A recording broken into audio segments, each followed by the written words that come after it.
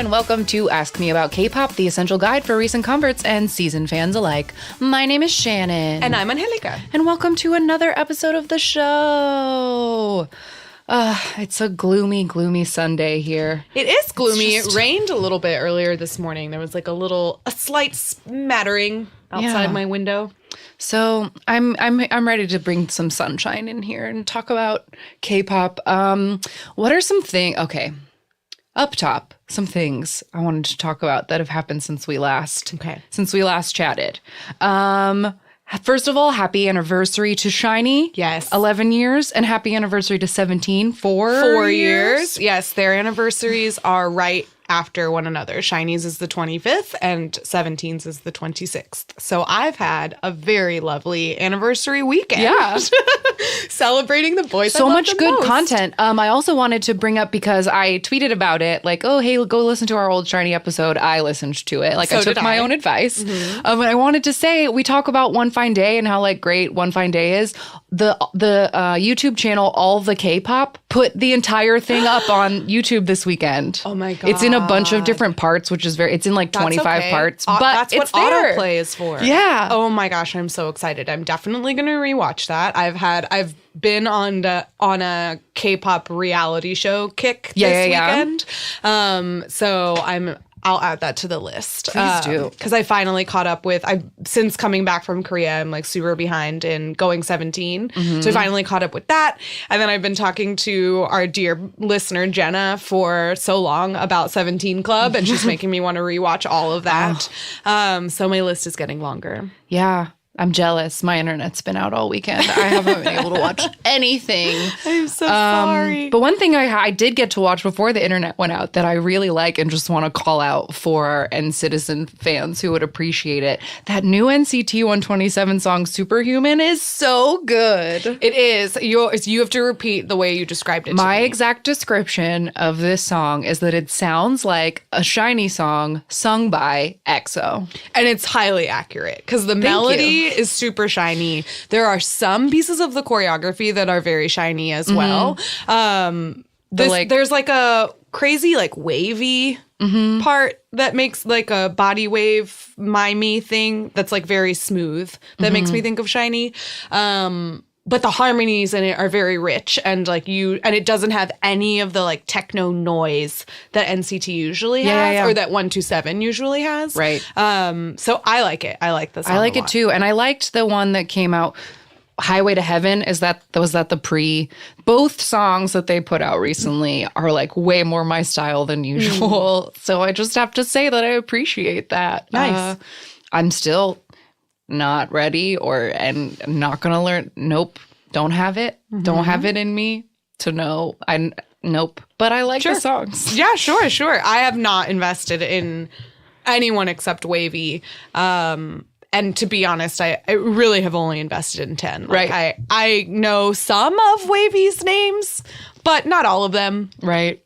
Yeah. It's fine. It happens. But I also like their last song was also more melodic than their usual. So maybe their SM's finally ironing NCT out. Yeah, that would be nice. I also wonder if it's just like because all SM music, like there's a style to it. There's a reason we stand. Yes. I won't say we stand the company because who stands a company, but I stand SM artists. But I wonder if it's like the same songwriters who would be writing SHINee and EXO songs because there's no SHINee and EXO to be out right now. They'd be like, now that they're all in the military, they're getting now they SHINee can like EXO pass sound. those on to NCT. I mean, it's not a bad theory.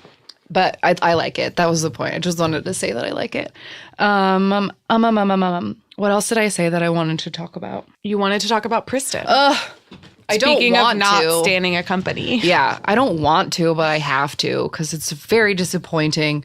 If you didn't hear, Pristin disbanded this week. Yeah. Full disbandment. It's over. Barely 2 years in. And not even like with such a fizzle. Yeah. Because they haven't done anything in so long.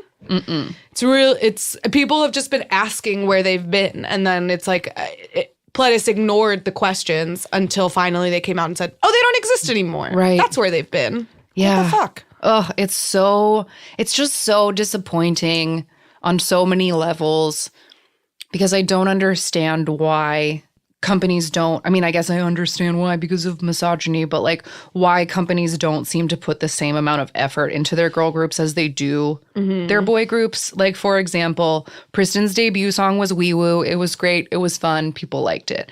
The second single was called We Like, and it was very lazy. It really just went, we like, do you like, do. Yeah. Seriously, that was the song. And it wasn't good. No, it was not. And nobody liked it. Like, it fully tanked. And if that was a boy group, like what I've learned from watching Monsta X-17, like these like little new boy groups, Pentagon, they would have just put out another thing 2 months later to try to like wash that taste out of your mouth and try something else. But they just literally basemented them. And I can't. I know. It's really disappointing, and it's very frustrating and disappointing when you don't have like a clear explanation for why that effort wasn't put into Pristin, especially when a Pledis does a really good job of supporting 17. Right. And they sort of get this like seemingly unlimited support and space and resources to sort of do their own thing and make their own music and make their own choreography. And then if something does flop, just like you said, then they just immediately put something else out. Right. But with Pristin, like, I don't think that they were self-producing in the first place. So it's a shame that the company didn't give them that opportunity to do it, especially because Pristin has been training under Pledis for as long as 17 has. Yeah. They did like pre-debut stuff together once upon a time. One of the members, let me look up her name so that I can get this right. But one of the members was like training at Pledis since she was a actual like 8-year-old child. Wow, and they like called her the princess of Pledis. And so people like just can't even believe that they've like done this. That they've let her go. Yeah. Xion, Park Xion, she like had been, she's like in after school videos as like a little kid. Like she was around forever and people just like cannot believe that they dumped her like this. Yeah, it's really shocking. It's just no fit. It just feels unfair. Like, I don't know. They didn't even give them a chance. Yeah, they didn't even give them a chance. And I wonder why, like, especially because we've talked a lot about how companies choosing to put together groups and to train these trainees or whatever, like, it's a huge investment, not only of time, but also of money. Right. So to have spent this number of years training and prepping this group only to disband them after 2 songs and like 1-ish subunit, like, why? What was it for? You spent over a decade and I don't know how much money on these girls, and you're just throwing it all away. Yeah. It seems people are trying to bring like the Kyla scandal into it. And I wonder if what is that? Okay, so basically what happened is one of the members of Pristin, Kyla, the youngest member, she was like a young teenager, was getting criticized for being fat. Ugh. Because she has like a chubby baby face. So I should get this right, but she did not promote. Like, I don't know if she was pulled or if she quit, but she like went home to America. And then her brother like started talking all kinds of shit on the internet, like about the other members or like about people. And like her brother had like a very public internet meltdown about things that he had no business talking about. Oh, God. And it like started a lot of like drama. And like, I wonder, but it seems like that's the kind of thing that any other company, if that was really the problem, then they'd be like, well, then she's trouble, and they'd cut her, and they'd never just cut her. Never talk about it again. Erase her from the timeline. Yeah, that's what SM would do. So, but like they didn't do that, and like there were so many other members, so that seems like I would not want to pin it on like one member having drama, because that seems impossible. Yeah, and it seems unfair, and it just ultimately seems unlikely based on what we know about the way companies usually work. Right. But it also is very strange to me that they would even, because the fact that Pristin V exists is like an additional question mark in this whole thing. Because if you're not invested in this girl group, then why would you bother putting out a subunit for them? It's it all seems like a weird waste of time. And I wonder if there is something going on behind the scenes that we don't know, like some kind of more complicated drama. I really don't know. I don't know, but I just feel very bad for them because I was also reading that like 2 of the Princeton girls were supposed to be in after school because after school had that like add new members thing, but then they like pulled after school as a thing right before that. So they didn't get to be in after school. And then they also have Produce 101s in them, which I feel like don't people love those Produce 101 girls? Like, isn't that worth I would think on to? Totally, especially because Newest has a 101 in it. Right. That's Pledis's other boy group. Right. Pledis had... What I was just about to bring up is the fact that Pledis is not a huge company, but the groups they do have had significant success, like, or at least a solid amount of success. Like they have 17. Orange Caramel was beloved. After School was as well. So is Newest. And Princeton, I think, did have a fairly solid fan base, probably because initially of those Produce 101 you get those girls. IOI, you get an IOI to get someone to pay attention. Right. So... But lately, at least, I wonder if Pledis has just decided maybe they're having financial issues and they're trying to like cut and prioritize, because it honestly seems like the only thing they do promote is 17 and Newest. Right. Like, After School is no more. Orange Caramel, like that is a thing of the past, whether it's official or not. Now Princeton is gone. And like, who else do they have? Right. And I mean, they have solo artists and stuff, but... And more to add to this it just might be a hating women thing. I heard like in the wind that the current like Pledis audition for they're only looking for boy trainees. Like they're not taking on girls at all anymore. Yeah. So then maybe they're switching gears and they're saying, okay, we're just going to focus on boy groups. It's more marketable. I'm sad. Yeah. It's disappointing. But okay. We'll add this to our misogyny in the industry episode, which someday we'll do. Very drunk. Not today. 2 good comebacks that I will bring up just to like put a little joy in this before we get into our topic for today. Wikimiki, speaking of IOI groups that came out, Wikimiki has a new song out right now. It's called Picky Picky, and it's really, really fun. And people seem to like it. So this might be Wikimiki's moment. Yes, I hope so. Speaking of girl groups who deserve support. Yeah, exactly. Because their company is on thin ice right now. Their company has problems. Issues. And also GOT7 has a new single out right now, and it's so beautiful. And it's so called good. Eclipse. Yes. And it's great and has really fun, elaborate like choreography that's very elaborate handography. Yes. Yeah. Cool handography. A lot of hands and like covering each other's eyes and stuff. Yeah, it's really fun. So exciting comeback times for GOT7 and Wikimiki. That's at least something to feel positive about. All right. Should we get into our topic for today? Let's do it. Okay. This is something that I've been not wanting.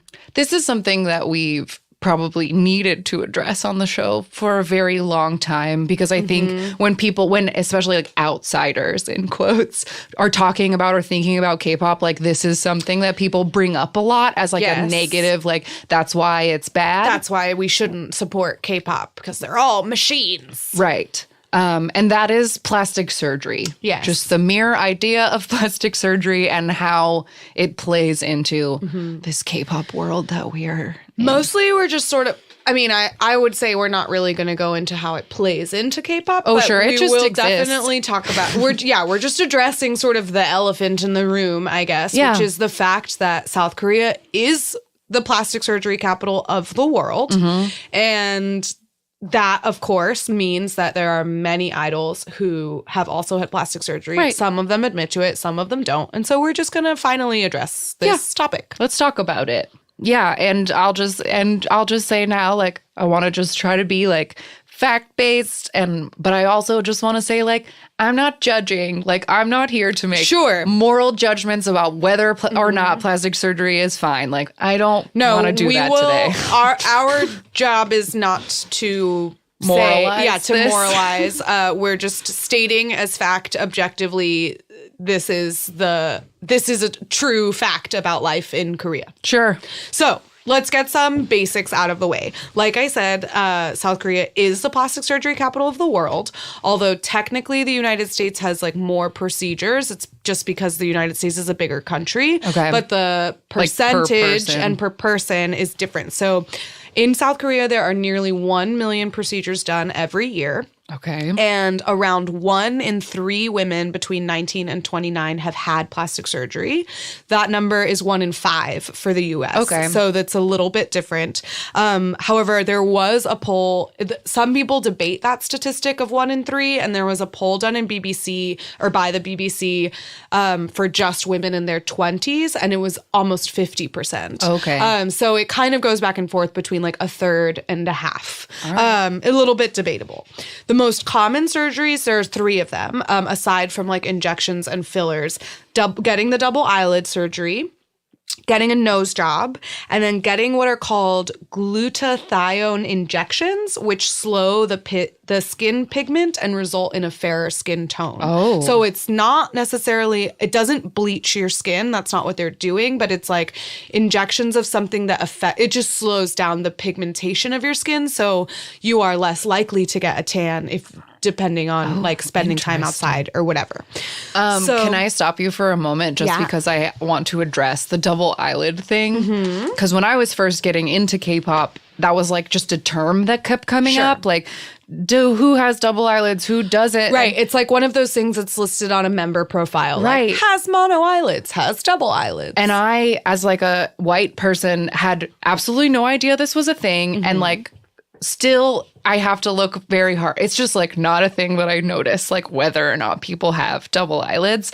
But it's like such a big deal there. But it also isn't a big deal in that like that book, that Korean cool book by Uni Hong that I've brought up a bunch of times.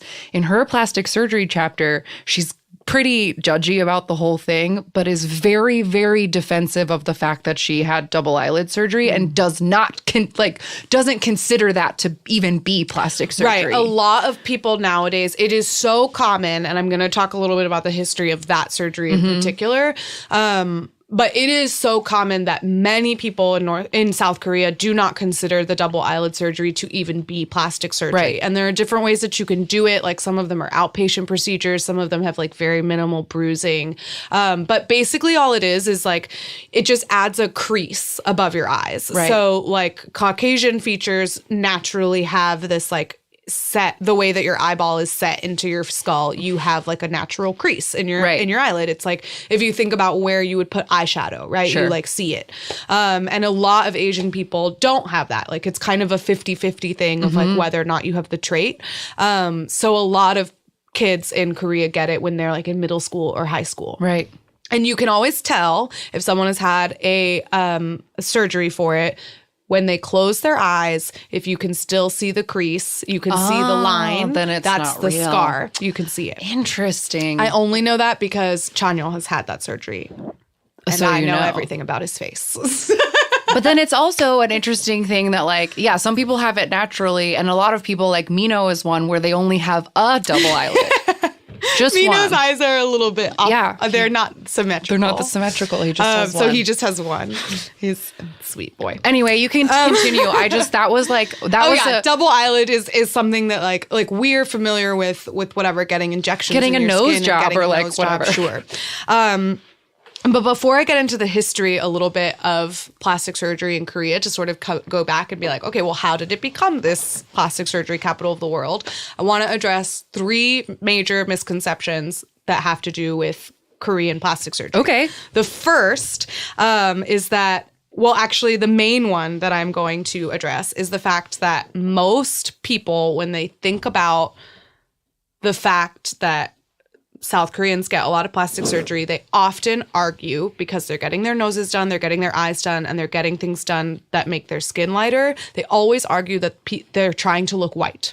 And that is not true, because for one, fair skin is a beauty standard or a beauty ideal for cultures all around the world. It means that you are rich enough to not work in the fields. That's true in South America. It's true in Africa. It's true in Asia. It's true here in the States too. Colorism. Colorism is a thing.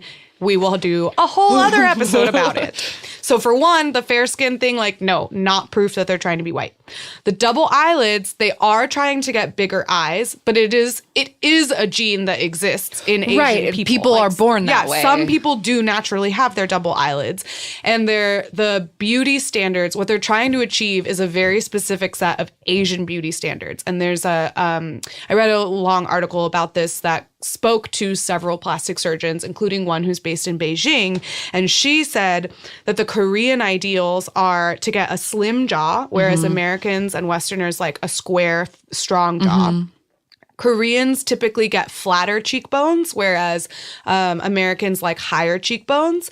And the most common procedure, one of the most common procedures in America is getting lip injections. And Koreans don't do that almost ever. They like don't care about having full lips. So they never get injections in their lips, or it's just like a very rare procedure. Right.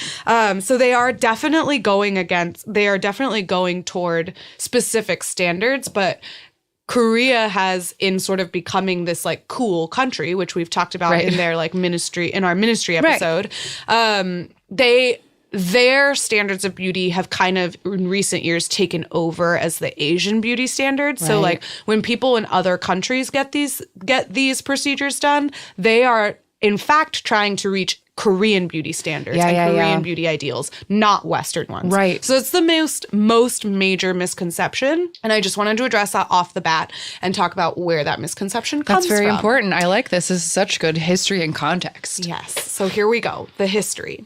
So after the Korean War ended in 1953, the Korean government started to gradually shift to a more medically advanced state. And in the 60s and 70s, they started these public health initiatives that ultimately they were good. They were good public health initiatives, and like they had universal health care by 1989. But what the effect of it for society was that it started to blur the lines between public and private health. So now you're getting sort of this public advertisement and like government support for taking care of the individual bodies, which is new. Some sociologists also bring out the idea that Korea is at its core a Confucianist society. Yes, Confucianist is probably right. Confucianist, right? It's a Confucian society. Yes. What that means is that they have like a very strong foundation of like conformism. So they want to look the same or want to be similar, to be like a strong unit and community. And so because of that, and then like because of also these now like blurred lines between public and private health, then we get this idea that beauty is not something to be envied. It is something to be attained. So you get a completely different way of thinking about yourself as being beautiful and whether or not it's even a possibility, right? Like a lot of people in the States are like, oh, I'll just never be pretty or whatever. And then in Korea, you might think, well, I can be pretty if I do these things. Right. And whether or not you're willing to do those things is up to you. Sure. It also, starting in as far back as like the 60s, there used to be a precedent and a norm that you must submit a photograph with your resume when applying to any job. I've seen that in so many dramas, resumes, and they have the little picture square. Plastic surgeons in Korea state that during the season for hiring, they get a rise in their patients because there has been a direct correlation with being attractive and getting a good job. Now, because the government is sort of starting to acknowledge that the focus and like centrism around plastic surgery is maybe not very healthy as a whole for their country, they're starting to like try to get people to stop forcing photos and stuff and like admit resumes without their photos. But that's a new shift that's going on. Right. So it is still very standard for companies to ask for a photograph with your resume or your application. Like an acting job, bring a headshot. Just like an acting job, but you're like a government worker or whatever. So anyway, like I said, they started to get these, they had universal health care as early as 1989. And so like a doctor's appointment in 2017 cost only $2. So going to the, must be so nice to live in a civilized country. Let's just take a pause. And okay. So because of that, now we're getting this idea that like going to the doctor, getting a surgery, getting a procedure, it's no big deal. It's less than $2, right? Like, obviously, that's not what plastic surgery costs, but like, it's just this casual attitude towards surgery.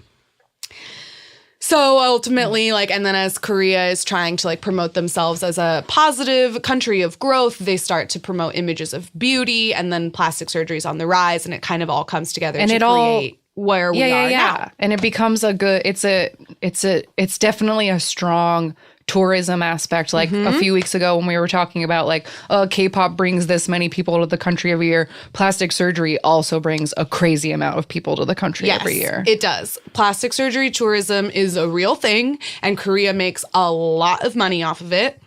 They do have some like government-run, like official medical centers and hospitals that perform plastic surgery, but they also have a ton of private clinics. In Gangnam alone, there's over 400, which is like, if you think about like per square foot or whatever, it's great. That amount of plastic surgery clinics in such a small neighborhood is wild. It is. But so as I was looking up the history of this, I found an interesting let's say origin to this misconception that Koreans are trying to make themselves look like white people. And I traced it all the way back to a doctor named Dr. David Ralph Millard. He is known as the father of plastic surgery, just in general. Like, that is his title. Like, he invented it, like, for everyone, or claims to. He didn't invent it, but he revolutionized the way multiple procedures were done. Okay. Specifically, the cleft lip procedure. Okay. And so he is just sort of widely acknowledged in the history of plastic surgery to be the one who established the way a lot of plastic surgery is done now. Okay. Right? So he brought in this like new era of plastic surgery. All right. Well, Dr. Millard also happened to be stationed in Korea in 1954 in the Medical Army Surgical Hospital, or MASH. Like the TV show. So he was initially stationed there to perform reconstructive surgery for soldiers and children, and he called Korea, quote, a plastic surgeon's paradise, because there were like a war-torn country, there's just so many cases to deal with.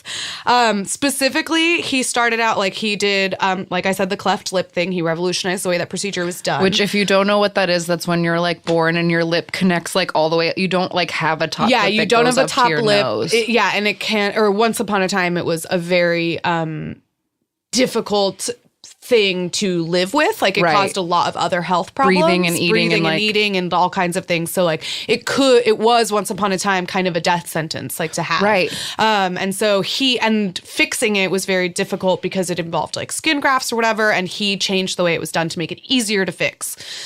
So he was doing that, but then he also started to, he originally, like, his sort of claim to fame in Korea, at least, is that he changed the way the double eyelid procedure was done.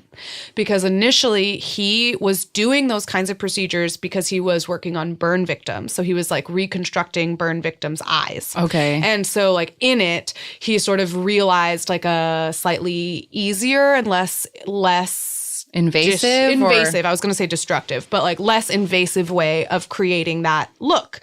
And one day a Korean translator came to him who was not a burn victim. Like, he wasn't a victim or an injured person, but he came to them and he asked Dr. Millard to give him round eyes. Correction, I don't know if the translator was a man or a woman, but this translator asked for them to create round eyes, and he did. And he wrote this racist as fuck analysis about how happy this translator was with his like round American eyes. Gross. And called it like turning the quote, Oriental to Occidental, which is upsetting in a lot of different ways. Anyway, this doctor basically was like, they all want to look like white people because Asian people's eyes look sneaky. That is a quote from this official plastic surgery paper. Yeah. Okay.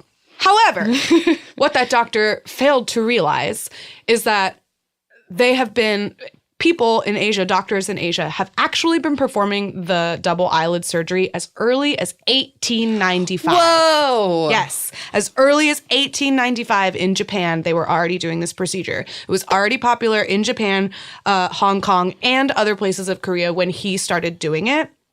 But he changed the way the procedure was done, made it less invasive, and now he is still credited with sort of being this not only father of plastic surgery in general, but also like the usher of the plastic surgery trend in Korea because he made it so popular and easy to get this double eyelid surgery. So this misconception that the reason they're trying to get these surgeries done all goes back to this fucking old white dude. Old white guy. What a surprise. An old American white guy who got sent there by the American government goes over there and just shits on it. They want to be like us. Yeah, gross. Typical. Well, I really appreciate all of that research. That's like really, really fascinating. So I guess now that we like know that this a little background industry like has exists, then there comes the question of like idols having plastic surgery. Yes. And some idols, it's like very obvious that they've gotten plastic surgery. Some idols readily admit to it. And others, even if you think that they have had plastic surgery, they deny it. Or sometimes what I feel like is a challenge with idols is that they often start out very, very young. Right. And so we get all of these like pre-debut photos and debut photos where they look still like a child. And then when they get older, a lot of people start to assume that they've had plastic surgery. And it can sometimes be an issue of like, well, she just grew into her face, or like, oh, she got braces and that changed the shape of her jaw or whatever. So I think a lot of times people are very quick to assume that idols get plastic surgery. And I just like, they don't all. I don't think that, and I feel like it's not a requirement of being a trainee. And I think a lot of people think that it's part of it, but I really don't think it is. I honestly think like with most things that involve entertainment, like good looking people get to be on TV. Exactly. Like a lot of them just start out that way. Yeah, and then there are talented people who make themselves more good looking. Mm-hmm. But I think that's just like I think the speculation is probably one of the grosser aspects of this is that there are so many websites of people just like dragging up pictures and circling people's faces and being like, look, she got a nose job. And I think that's so much grosser than any other part of it. And I think if you're like a K-pop fan at all and you've started to Google somebody that you know, plastic surgery is always like the fourth search result. Oh, absolutely. Because people love to like speculate about this stuff. And people love to shit on people who've had plastic surgery, which, like we said, is not the purpose of this episode. Like, you want to do plastic surgery, you do you.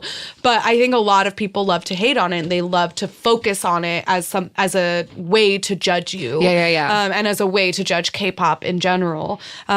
So you will find a lot. It's like upsetting. And what's upsetting too is that obviously the idols are real people and they get exposed to those kinds of comments, and some of them end up getting surgery done because of the comments. Like I was looking up a lot of different people, like idols who've admitted to it.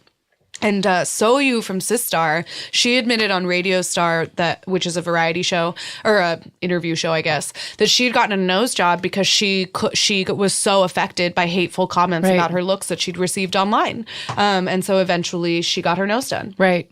Yeah, that happens a lot. And I bet you have it on your list, but like Kwang from ZA. I have him. He has like a very, very plastic surgery face. And if pre-debut pictures of him are truly unrecognizable. Yeah. But he flat out said like, my mom told me if I wanted to be on TV that I like needed to change my face. No, he is a proud plastic surgery advocate. He's gotten his nose, eyes, jaw, and eyebrows done. He like openly discusses it. He supports it. He doesn't give a fuck. Right. So he's someone who's like very open about it. Park Bom from 2NE1 doesn't ever really talk about her plastic surgery, but it's obvious that she's had several procedures. Also, Minzy from 2NE1 has had plastic surgery. She confessed through YG in 2013 that she got a nose job. They initially had said that it was for a medical reason, and I think she's since come out and been like, nah, I just got it done. Let's see. Who else? I have a whole bunch. Let's go through some ladies first, and then we'll go through some gentlemen. I said Minzy. Let's see. Hyomin from Tiara. She revealed pre-debut photos in a TV interview that showed that she had gotten her jaw and her nose done, which was previously like she had a secret. She like never talked about it before, and then she came out and was like, "Look at these photos." Let's see. Mirio from Brown Eyed Girls. It's kind of widely accepted that all of Brown Eyed Girls has gotten plastic surgery done in some kind or in some way. But for a long time, Mirio, and I'm sorry if I'm saying her name wrong, she denied it for a really long time until very recently she went on an SNL skit that was like poking fun of plastic surgery, and she admitted to at least having gotten her eyes done. Right. Let's see who else. Jessie, of course, we mentioned her earlier. She's gotten her eyes, her nose, and her boobs done. But she says that she initially did her face because at the beginning of her career, they advised her that she was not photogenic and that she should get these surgeries done in order to look more attractive.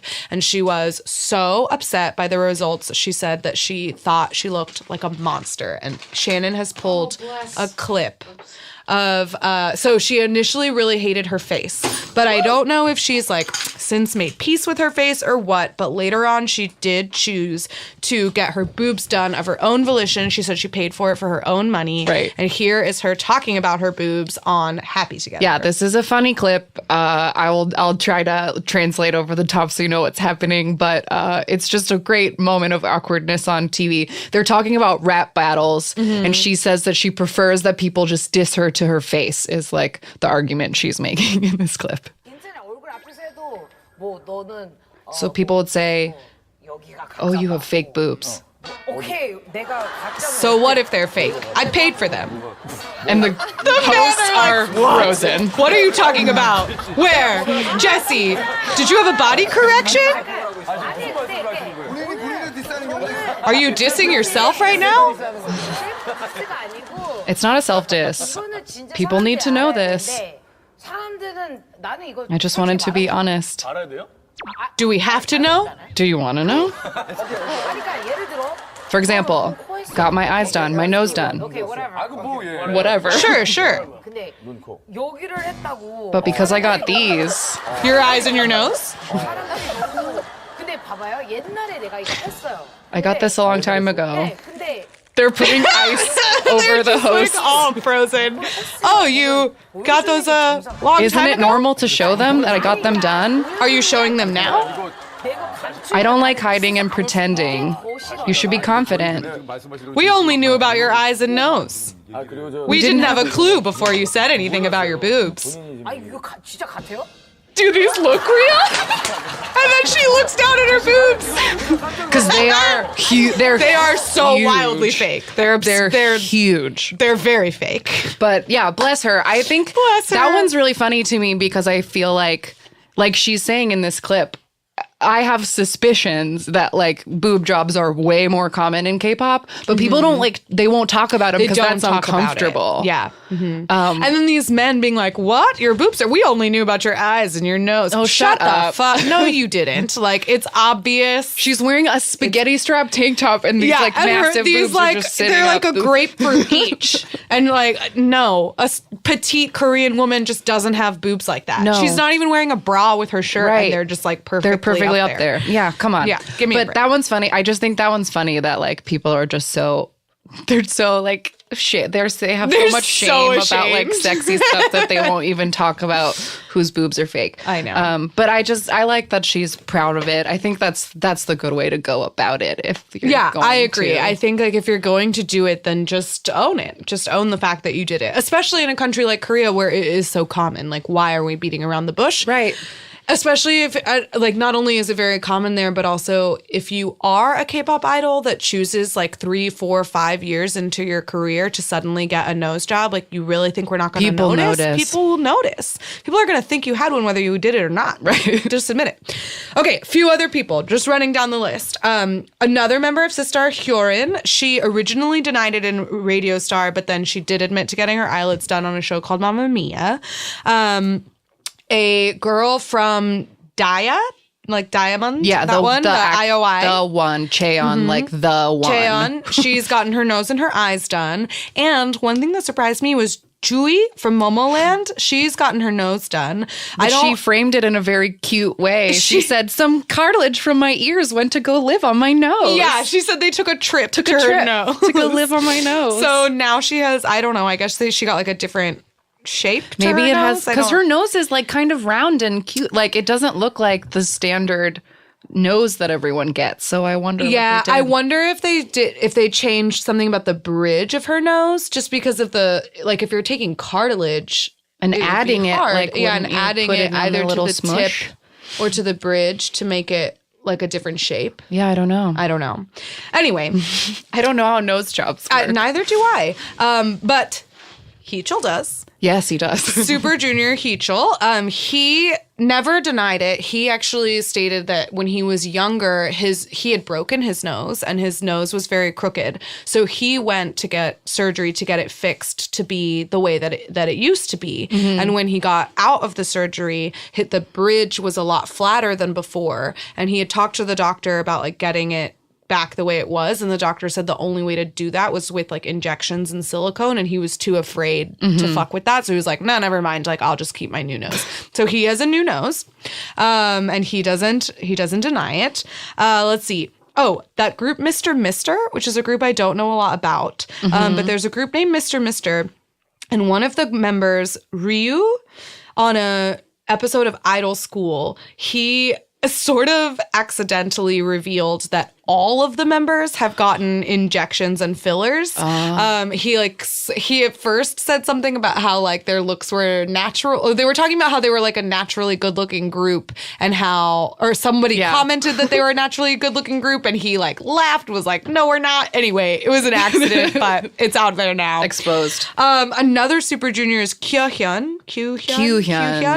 He only admits to his double eyelids. He says that he was born without them, but that both of his parents had them, so he got them when he was pretty young so that he could fit in.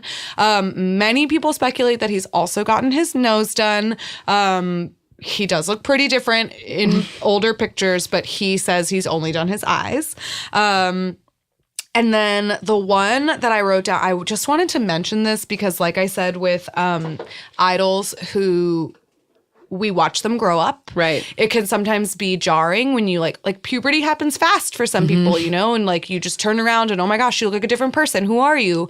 And you and I always thought that like Crystal's face was a little bit different throughout the years. I thought it was Luna that we were sure that she looks different. We were sure with them both, but we also wondered about Crystal. With Luna, you and I were both just like, oh, I can't decide. Like we keep going back and Either forth. She grew up or she got surgery. Or something happened. I don't know. So much about her face does look the same, but there's something, I don't know. But Crystal apparently has just gotten braces, like on a lot of these lists that I've seen. They braces always list braces as cosmetic surgery, which I guess it is a cosmetic procedure, but I don't know. I've never counted that as maybe I've had braces. But I feel like orthodontia is way more common in America than other places. Like fixing your teeth is like that is a beauty standard. That is true. That is true. Like, has gotten his teeth fixed. He says that he just got braces, but he definitely got veneers. He has full fake teeth. Full veneers, for sure, for sure. But he's not the only one. It's like very common for certain idols to get braces. Some of them do Invisalign. Some of them get like straight up braces. Right. Crystal got straight up braces, and that changed the shape of her jaw. So like there are certain aspects where it's like, oh, I didn't go under the knife, but something about my face has changed. But yeah, did you want to talk about I guess I just had like yeah, I'll get to one thing I wanted to bring up because it's not a straight up admission, but it's also not an admission. I think I've brought them up before. There's a girl group called Dalshabet or Dalshabet. I have no idea how you say it. I don't think they're around anymore. Point is, one of their members, Sari, I have been following her on Instagram forever because she just she's so pretty. But if you Google her, one of the third things that comes up is a page for a plastic surgery clinic, and she's on their gallery wall of fame posing with the doctor, and he's like, my favorite patient, I'm gonna cheer for your group forever. Yeah. So having that out there is a pretty clear no shame there. I guess that's very obvious. This is where I got my face. Yeah. Here's where I got my face. But yeah, I guess I just did want to talk about A-Pink for a second because I feel like it's the only group I stan where there is plastic surgery involved, and I feel like I have to bring it up. I have opinions that I can bring about. But for example, Naeun started messing with her face first. Mm-hmm. But it was very, very gradual. And when they pressured her to talk about it on Radio Star, she basically just said oh, I do things little by little. Yeah, she said, I take care of my visuals little by little. Right. That's it. But it's been if you watch all the A-Pink videos in a row, you can just sort of watch it slowly happen to where she looks like she does now. It's but it's kind of confusing and hard as a fan to be to have to go back to old music videos and not recognize people. Mm-hmm. And Namju completely changed her face before the I'm So Sick comeback. And it was jarring at first. It was very surprising because whatever Naeun has done is very subtle, and she's done it a little bit at a time over several years. And so now when I look at her, I'm like, who is that sometimes? Because I do think she still looks like herself, but she looks different. Right. And it's one of those things where it's oh, what is different about, you can't put your finger on what is different, but something's not the same. But Namju, it was who is this person? She had a totally different face. Right. Changed her jaw, changed her eyes, changed her nose, super different. Super different. And it was when the teaser pictures for I'm So Sick came out, I was very upset. Oh my God, who is that person? What is, I hope she doesn't feel bad. Oh God, is she okay? Like this? Mm-hmm. But when they came out in the music video and the dance practice and all the stage, she seemed like she was feeling herself harder than she ever had. So I was okay, if you're happy, then you do it, girl. But it is just a very odd thing as a fan when people get plastic surgery in the middle of their career. Yeah. Because then you're just suddenly wait, who are you? Yeah. When they do it before, I didn't know them before. I don't know. Right. Balm debuted with her face. Plastics, with the face she has now. So that's something that's well, that's just your face. And Jessie too. She's had that face her whole career. Yeah. But it is always shocking when you're just wait, you look different. Especially because every comeback idols usually look different anyway. Right. Their hair is so different. And it's just wait, no. But not then just your hair and makeup is different now. Yeah, it is just very odd how subtle things can be though. Mm-hmm. The jaw shaving is the scariest thing to me because I just don't understand it. But they can take out such tiny bones in your face and then completely change your face. And I remember a couple of years ago, it made news over here that some plastic surgery clinic in Korea was under fire because at the reception desk there was a sculpture that was encased in clear resin, and it was just looked like an artistic sculpture, but it was made of bone fragments that he had taken out of people's faces. Oh my God, that's and everyone was no you can't be that wait no, let's not make art out of the bone shavings. Yeah. But that's too far. That's too far. 1 in 3 women all have a surgery. But don't brag about it. Art about it. Yeah. Honestly, that seems whatever. Let him do whatever he wants. They didn't want the bone shavings. Yeah. Let him do whatever he wants. But that was just until that article now came we're out. getting squeamish. But until that article came out, I don't think I'd ever even thought about jaw shaving before. Oh, I'd heard of that before. I'd heard of that. And I just I have a very physical sensitivities. It's like when I watch a gory movie like, and someone's hand gets chopped off, like I feel it in my wrist. And so like thinking about the process of some of these surgeries like really sends shivers down my spine just because like, they have to like peel off your face. Right. but whatever. But yeah, there's also so many things that are just like shots. That like you can't really a lot track. of things are shots like and injections and things are getting more and more popular, and injections are really like the way plastic surgery has changed lately in this like new modern era is really fascinating because not only can it be impermanent now, like injections and fillers are not permanent. They can wear out.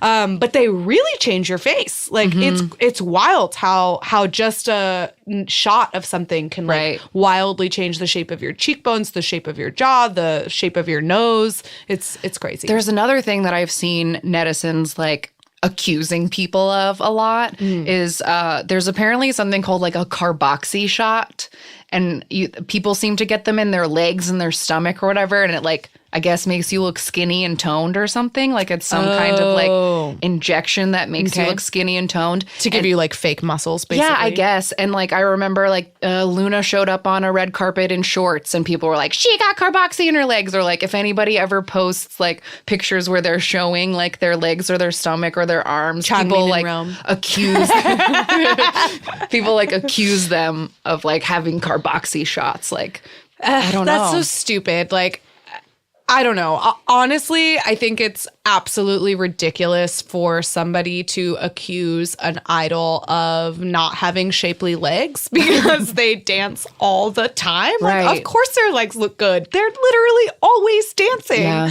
But whatever, that's nice. Yeah, I don't know. It's just it's an interesting thing where it seems like the society as a whole is like, yes, be more beautiful, do whatever you can to be more beautiful, get plastic surgery if you want to. But then there are like cranky people on the internet who will give you shit about it anyway. Like, yeah, you'll get shit about it regardless because people are shitty.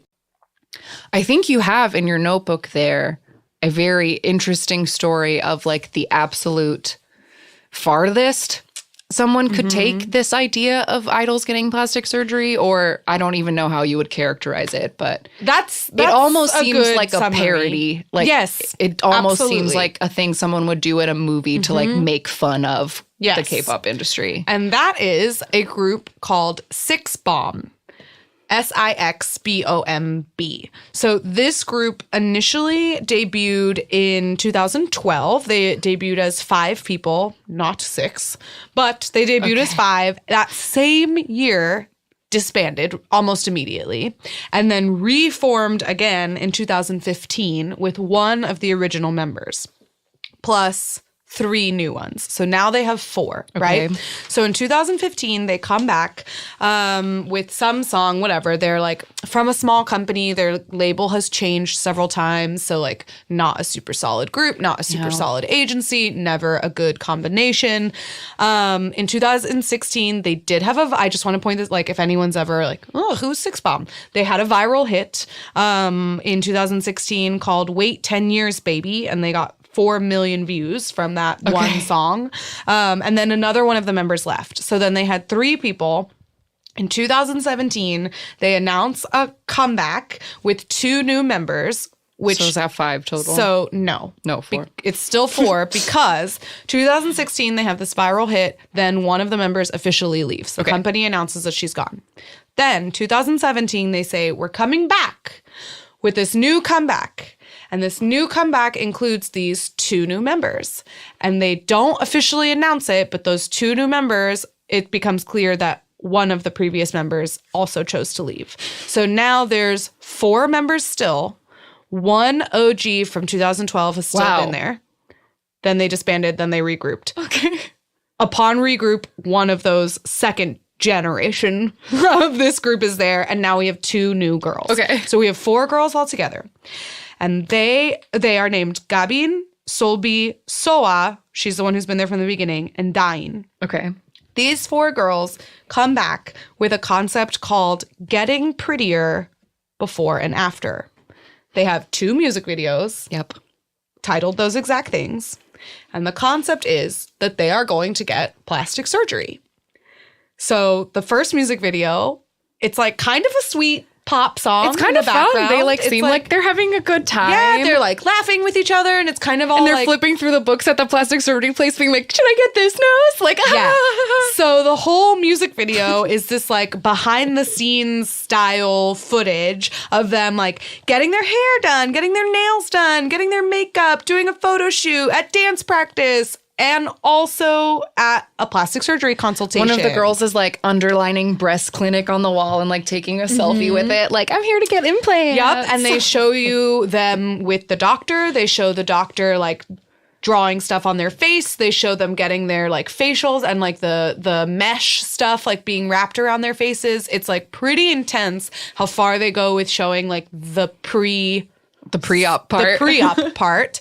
And then that's how it ends, right? Like it ends with them like getting ready to go, and they like did this photo shoot or whatever, and they learned some dance. The dance is for the after. So however many months later, they came out. Plenty, because plastic surgery takes a long time to recover from. Yes. So several months later, but still in 2017, they came out with this second music video, Getting Prettier After. The song is very different. It has like sort of a techno electro dance beat. Right. And these poor girls, this company did not save money for this music video. No, they spent it all on the plastic surgery. They spent every dime of reportedly it. 100 million won. Jesus. On these 4 girls' plastic surgery, and did not have a plan for afterward, because this music video is literally one of the cheapest non-first generation music videos I've ever seen. Filmed on a phone. Cheap ice skating costumes. Ice skating costumes. Ice skating like costumes. 3 different ice skating costumes. Literally. Ice skating costumes. Cheap light up sneakers is the shoes for one of their outfits, one of their ice skating costumes. And the choreography is like definitely the choreography that they had been learning in that other video before video, but it's really lame and like kind of sad. It is nothing.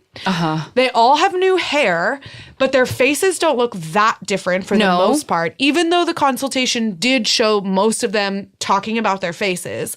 Every single one of them has new boobs. Yes. That's the only thing I was sure of, is that they all got new big old boobies.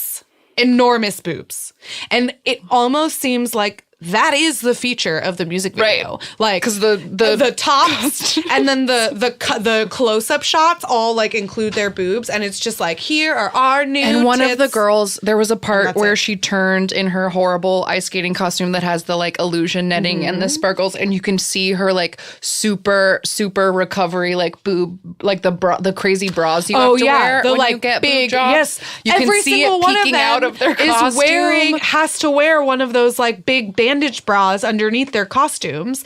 So it's just man. It's so upsetting, but I cannot believe that it was a thing.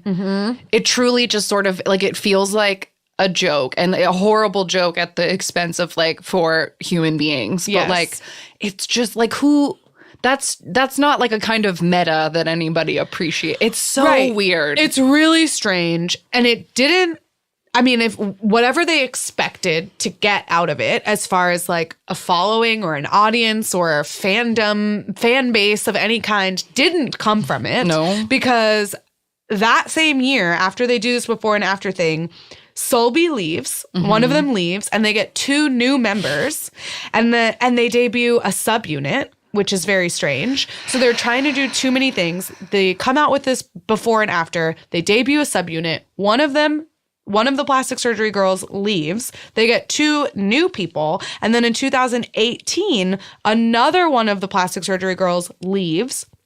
And they come out with 2 other songs in 2018. But now it is just the original girl. She's still hanging in there. She's still there. The original girl and 2 new members. So of the 4 that they paid 100 million won for, they only have 1 set of those boobs still part of them. So those girls just got to be like, bye, thank you for my new body. the body. Bye. Yeah. All the rest of the girls left. Wow. Crazy. I don't blame them, but I don't my either. Word. But that is that. So that is the story of 6-Bomb, which was the most extreme case of plastic surgery that I found. Yeah, that's pretty nuts. Well, I think you said that you might have some kind of funny anecdote or something to let this plastic surgery conversation go before we play our random game. Yes, I have one slightly funny story. Okay. Honky from FT Island, he has admitted to getting, I don't know if you would really call it plastic surgery. I guess you would, because it's like skin grafts and things. He's gotten plastic surgery several times on his butt. Oh my God, what? Okay, it is for a medical reason. He had like a boil that he had to have removed. Okay. And then like at first, because the only reason he admitted to it in an interview is because he said his fans already knew, because at a concert or something, like he was limping on stage and they asked him what was wrong. And he said, my butt hurts because I had this procedure or whatever, or like it was before the procedure happened. I don't remember the details, but basically he had to get like a boil removed from his butt. And I think he had to get the surgery done more than once. Right. And so he has scars on his butt, and he says he's very insecure about his tush. Oh, no. I know. Aw. But it's very sweet. But anyway, he's gotten it done. Like, he has no more procedures, and I suggest you just get some Mederma and vitamin E, and those scars will be gone in no time, honey. Oh, that's sweet. Well, yeah, I guess that's a nice little primer. I really appreciate all of the research that you did to teach us about plastic surgery and its effect on the South Korean economy and K-pop in general. It's very interesting. Yeah, sociology is interesting. It truly is. All right, we will be right back with our random game. All right, we're back, and the random generator blessed us today. I always feel guilty when it picks groups that we know about because it feels like cheating. Yeah, because we don't get to like experience something new, and it's like, oh, we talk about these people all the time. But still, that's the rules of the game, and they must be obliged. Exactly. So the group that it picked for us this week was Triple H. Yay! You can hear more about Triple H repeating exactly what we're saying right now in our hodgepodge squads and co-ed group episodes. Yeah, sometimes these groups that we get that we like, we've actually profiled them before. So we did a whole episode on co-ed groups. We did talk about Triple H. This will be a very quick summary before we get to watch that great music video. So Triple H, co-ed subunit / new group, whatever. Yeah, not really a subunit, like a collab, I guess. Collab group put together Hyuna from 4 Minute and Hyuna and Hui and E'Dawn from Pentagon, 3-member little groupie. From Cube Entertainment. From Cube. In March 2017, they debuted with an album called 1990X, which is, Hyuna has a tattoo on her side that says 1990X, and she had it before they put this album out. So, ooh, interesting. And it had the concept, according to Hyuna, was youth. But she wanted like them to express the kind of like fun, angsty joy that like is being a youth and how like youths are different than adults, because like E'Dawn says something very profound in one of their Triple H Fun Agency episodes about like how like adults and kids are like scared of different things, and like what you're afraid of is different when you're an adult and when you're a kid or whatever. Absolutely. So it's like a nice little mini album. We've said before, all the songs on it are great. Yep. It's a short album. There's like 5 songs on it or something. It's composed by Hui and E'Dawn and Hyuna. Like they make all their own music. Yeah, they were sort of a little self-producing group. In the vein that Pentagon and Hyuna both are. Right. And they came out, so that was their first EP, then they came out with a second EP. June last year, Retro Futurism was the name of that album, and it was, the concept of that was a retro future, like 90s computers, but like, and bedazzled old Nokia phones and weird fashion. Yes. And it was great. And then when they were promoting it, it was revealed that Hyuna and E'Dawn were in love, and then everything went to shit. There are many episodes about this. If you are new to the podcast, go back. Yep. We've got so much to say about that. Find anything with Hyuna, E'Dawn, or Cube in the title, and you will hear all our thoughts about that debacle. But yeah, everything imploded in last summer, 2018. So now not only is Triple H no more, but Hyuna and E'Dawn are now Hyuna and Hyojong, and they work for P Nation instead of Cube Entertainment. Hui is still the leader of Pentagon. Correct. At Cube. So now we do the part where we watch their most popular music video, which is excitingly enough 365 Fresh. I've played Retro Future in its entirety on the show before, so I'm very excited that we get to like listen to the other song. Yeah. I do personally like the music video for Retro Future more, only because it's more fun. It's less dark. Yeah, the 365 Fresh one is like, it has murder in it. Yep. But I love this song. Yeah, so let's do it. All right, here is Triple H's debut single, 365 Fresh. So starts out with the three of them driving in a car being chased by police.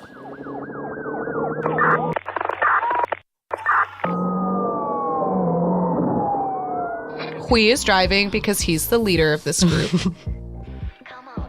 No, Hyuna's the leader. Hyuna they had decided via rock, paper, scissors. But Hui is the star.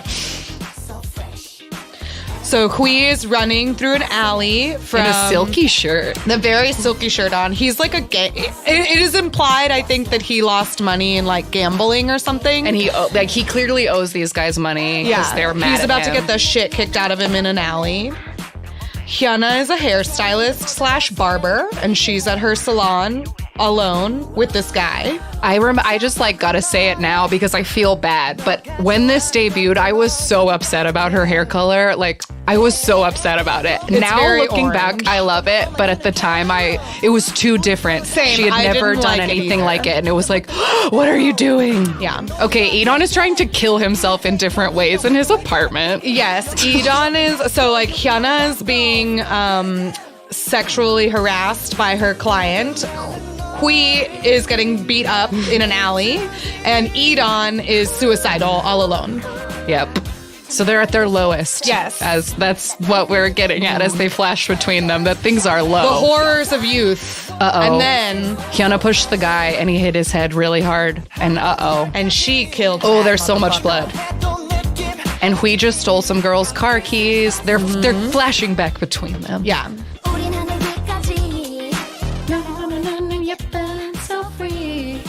Oh God, Hyuna she's so is bloody. covered in blood, does not know how to dispose of this body, and Hui is stealing a car. Oh no. Hyuna walks out into the road, shocked. He almost hits her. They lock eyes. It's destiny. Get in my car, blood-covered babe. Oh, he hands her a towel. Hands her a towel. He doesn't need explanation. And Edon is going to step into the street. He wants to die, so he's going to try to get Hui to kill him. Oh, they hit him. And they did. And Hui says, "Are you crazy? I'll kill you." Oh, now they're fighting. And Edon laughs like a crazy person. He said that he was very upset the night that they filmed this because he was really cold and Hyuna and Hui got to sit in the car and he had to lay in the street in that tank top. Now they're pulling up at a cool abandoned gas station. And Hui finds money in the trunk. Oh, the trunk is full of money. It's full of cash. They smile at each other and they now party. they party. New outfits. Making out in the bathroom. Drunk. So fresh. Kissies! Cute! That's my favorite. Hyuna and Edon kiss and Hui separates them. All right, they're dancing in the car. They're eating French fries. They're drinking Coke. They're having a great time. They got lots of new outfits. And they're living that polyamorous life, baby. Oh boy, here's where it gets sexy. Yes. Hyuna's in a bra and she's pushing Edon into a chair. And now they're gonna kiss. Kissing and cigarette smoking. Which are blurred out. Yeah. Oh, naked in bed. Naked in bed, all three of them. But Hui has a robe on. The other two are naked, and Hui has like a turtleneck and a robe on.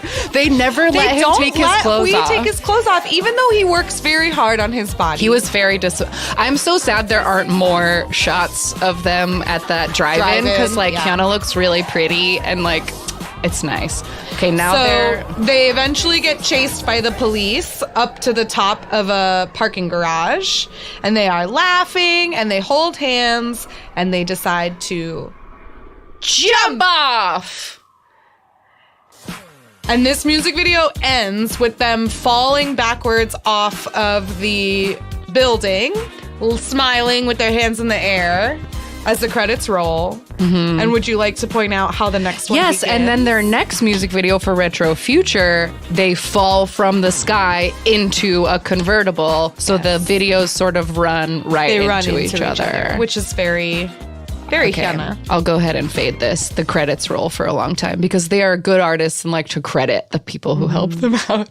Yeah. So that was Triple H. That song is the best. That music video is really fun, like story. Like, I mean, it's dark, but like it's got a whole story to it, which I feel like K-pop videos often don't have a story. They more often or not are box videos.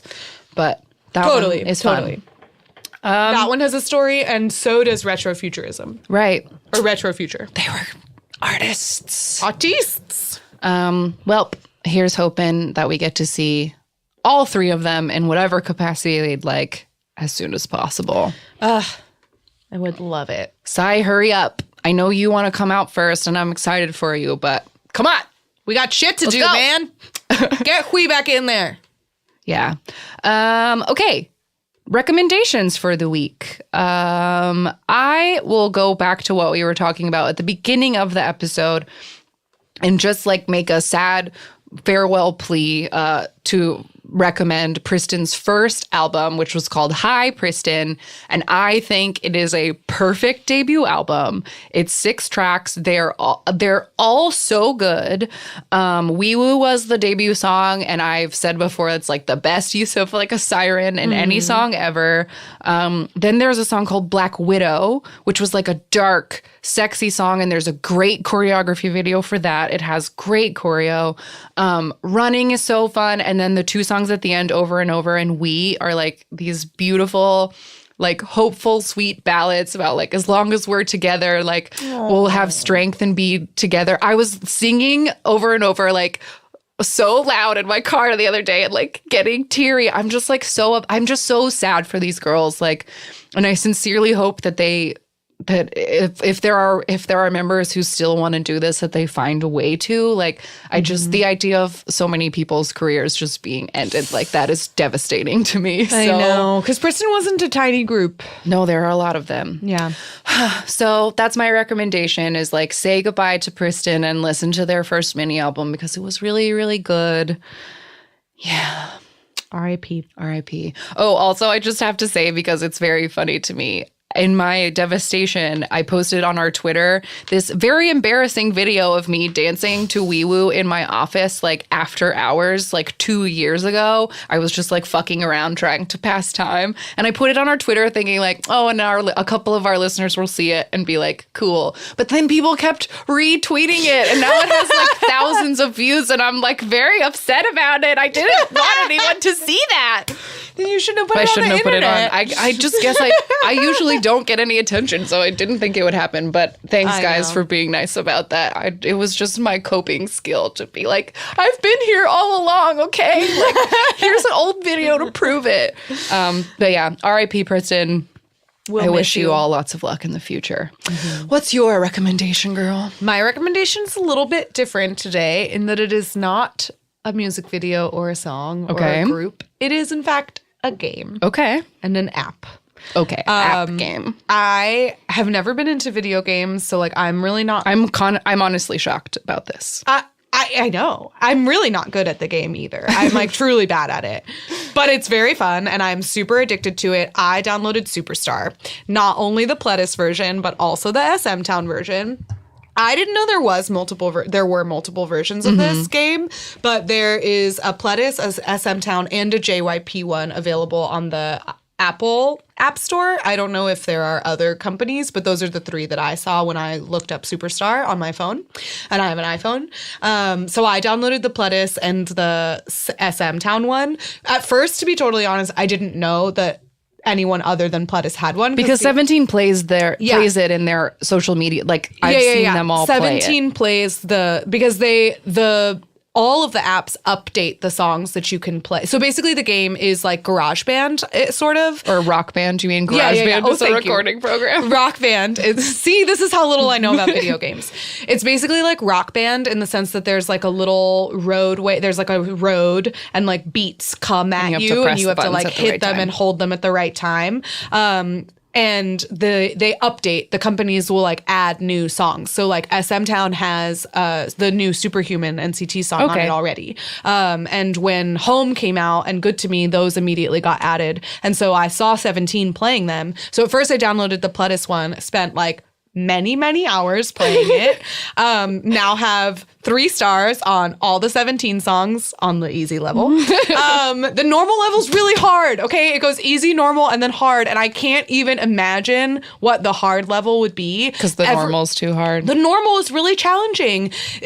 But not all the songs are the same. So like some 17 songs, like even the easy version is really difficult. Like I tried the SM Town version and I love it because there's so much fucking music. So much music on it. Yeah. They even have XOM shit on there. Oh, wow. Yes. They have Chinese versions and stuff. Oh, I think somebody told... Oh, the girl who sat next to us at School Oz said that there are School Oz bonus levels in Super... Like, you can unlock School Oz songs in Superstar if you, like, do well enough. I remember her saying that. Amazing. Amazing.